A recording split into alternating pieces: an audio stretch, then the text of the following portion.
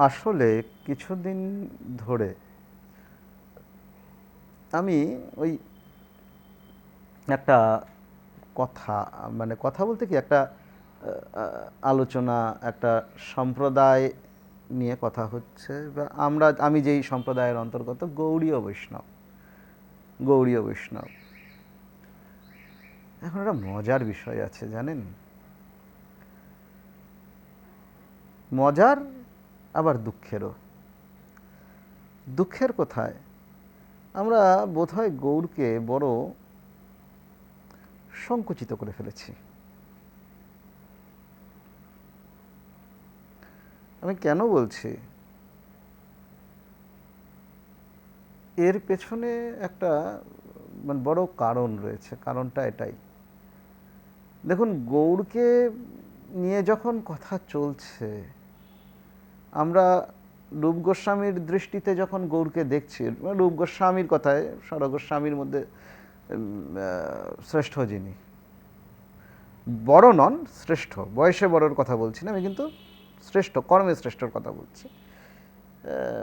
প্রত্যেকেই এটা দিকপাল, কিন্তু তার মধ্যেও হয়তো তাকে বেশি একটু ভালো লাগে আমার, রূপ গোস্বামী।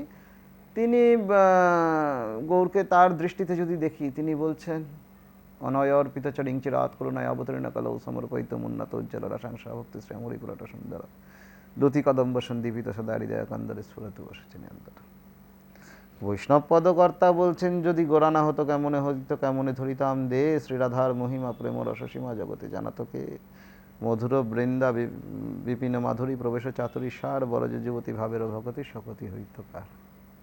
গাও পুন পুন গৌরাঙ্গ গুণ সরল করিয়া মন, এ ভব সংসারে এমন দয়াল আর নাহি একজন। কিন্তু একটা একটা ব্যাপার আছে জানেন, গৌর কি ওইটুকুর মধ্যে? প্রথম শ্লোকটা বললাম এত বড়, পরের পদটা বললাম এতখানি, কিন্তু তাতে গৌর যেন সংকুচিত হয়ে গেল।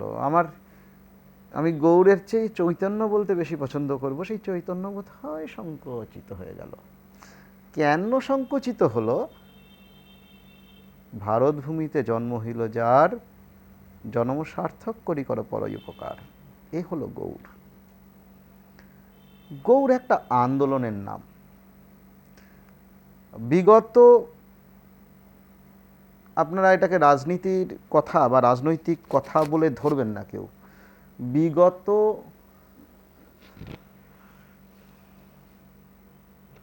কয়েক দশক কি 2-3 দশক, 4 দশক প্রায়, আমাদের ইতিহাস বইয়ের পাতায় গৌরকে স্থান দেওয়া হয়েছে ভক্তিবাদ আন্দোলন বলে একটা আন্দোলনের নামে, 2টি মাত্র পৃষ্ঠা।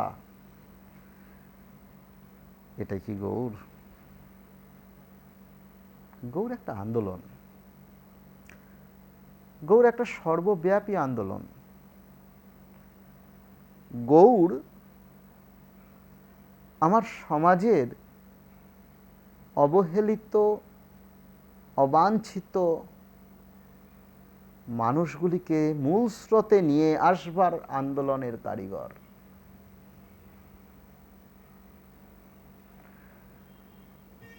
গৌর ভারতবর্ষে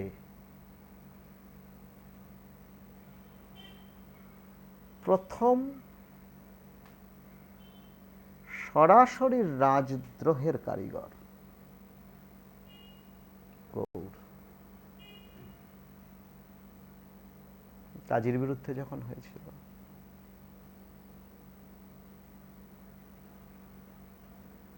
গৌর বাংলায় শিক্ষা সম্প্রসারণের কারিগর। সুতরাং গৌরকে এই একটা গৌড়ীয় বৈষ্ণব ধারা, শুধু নিতাই চাঁদ তো ছিলেন, নিতাই চাঁদের অবদান আরও বেশি সমাজে। পরবর্তীতে আমি নিতাই চাঁদকে নিয়ে কথা বলা শুরু করব, তার অবদান আরও অনেক বেশি। এটা কিন্তু আমি গৌড়ের থেকে বেশি বলছি না। গৌড় যে কর্মগুলি করে গেছিলেন তার পরিস্ফুটন ঘটেছে নিতাই চাঁদের হাত দিয়ে। গৌরচাঁদ থিওরিটা দিয়েছেন, সেটাকে প্র্যাকটিক্যালি অ্যাপ্লাই করে দেখিয়েছেন নিতাই চাঁদ। সমাজের বুকে সামাজিক আন্দোলন, নিতাই চাঁদও সামাজিক আন্দোলন, গৌরও আমার সামাজিক আন্দোলন, একটুখানি জায়গা নয়। সুতরাং আমাদের গৌরকে একটু অন্য দৃষ্টিতে দেখবার এখন সময় এসেছে, অন্য অন্য দৃষ্টিকোণ থেকে বিচার করবার সময় এসেছে। কারণ আজকের যে সমৃদ্ধ বাংলাকে আমি পাই, যে সমৃদ্ধ বাঙালিকে আমি পাই, গৌড়ের কারণে। বাঙালির সমৃদ্ধ হওয়ার মূলে কিন্তু গৌড় সুন্দরের অবদান অনেকখানি, এবং সেটিকে অবশ্যই ফলপ্রসূ, মাটিতে দাঁড়িয়ে ফলপ্রসূ করেছিলেন নিতাই চাঁদ, কিন্তু অবদানটা মূল গৌড়ের। আবার বৈষ্ণবীয় ধারার দিকে যদি দেখেন, ওই যদি গোরা না হতো কেমনে হইতো, কেমনে ধরিতাম দে, শ্রীরাধার মহিমা প্রেম রসসীমা জগতে জানত কে, ওই ব্রজের ভজনঙ্গকে বাঙালির জীবনের মধ্যে একদম ওতপ্রেতভাবে মিশিয়ে দেওয়াটা গৌড়ের কৃতিত্বটা, গৌড়ের কৃতিত্বখানি কিন্তু গৌড়ের। অতঃপর নিতাই চাঁদের, শুধু নিতাই চাঁদের না, নিতাই চাঁদের যে বংশধারা রয়েছে সামগ্রিকভাবে তাদের দিকে যায় বিষয়টা। কারণ পরবর্তীকালে কার কথা না বলে থাকা যায়, প্রাণগোপাল গোস্বামী ছিলেন, যদুগোপাল গোস্বামী ছিলেন, তারা অনেক কিছু করেছেন, কিন্তু গৌড়ের কথাটুকুনি বলছি। ধীরে ধীরে এই গৌড় আমার চৈতন্য, তাকে নিয়ে আমরা আমাদের এই আলোচনা, আমাদের এই গল্প কথা, আপনাদের সাথে কথোপকথন এগিয়ে নিয়ে যাব। জয় গৌর, জয় মহাপ্রভু।